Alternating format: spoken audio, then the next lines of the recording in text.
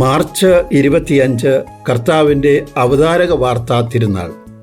തിരുവചനം: മറിയം പറഞ്ഞു, ഇതാ കർത്താവിൻ്റെ ദാസി, നിന്റെ വാക്ക് എന്നിൽ നിറവേറട്ടെ.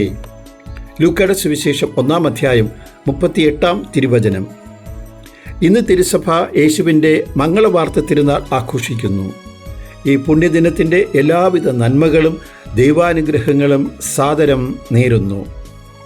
ഫ്രാങ്കോ സെറിഫറെല്ലി സംവിധാനം ചെയ്ത ജീസസ് ഓഫ് നസ്രത്ത് എന്ന സിനിമയിൽ മറിയത്തെ എളിമയും കാരുണ്യവും സ്നേഹവുമുള്ള ഒരു പെൺകുട്ടിയായിട്ടാണ് സിനിമയുടെ ആദ്യ ഭാഗത്ത് അവതരിപ്പിച്ചിരിക്കുന്നത്.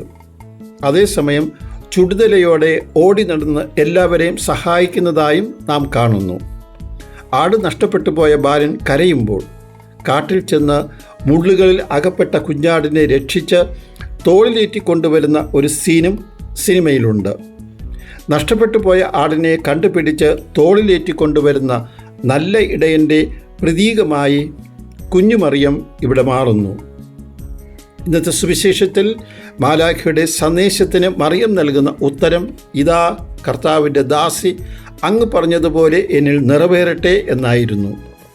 ഈ സമർപ്പണം ബലിയായി മാറുന്ന മറിയത്തിൻ്റെ ജീവിതമാണ്. ദൈവത്തിൻ്റെ കുഞ്ഞാടായ തൻ്റെ മകൻ കുരിശിൽ ബലി അർപ്പിക്കപ്പെടുമ്പോൾ സഹരക്ഷകയായ മറിയവും കുരിശിൻ ചുവട്ടിൽ നിന്നുകൊണ്ട് തൻ്റെ മകനോടൊപ്പം ബലിയായി തൻ്റെ ജീവിതം സമർപ്പിക്കുകയാണ്. നമ്മുടെ ജീവിതവും അമ്മയുടെ ജീവിതം പോലെ ഒരു സമർപ്പിത ജീവിതമായി മാറുവാനുള്ള ദൈവാനുഗ്രഹങ്ങൾക്കായി ഈ വേളയിൽ നമുക്ക് പ്രാർത്ഥിക്കാം.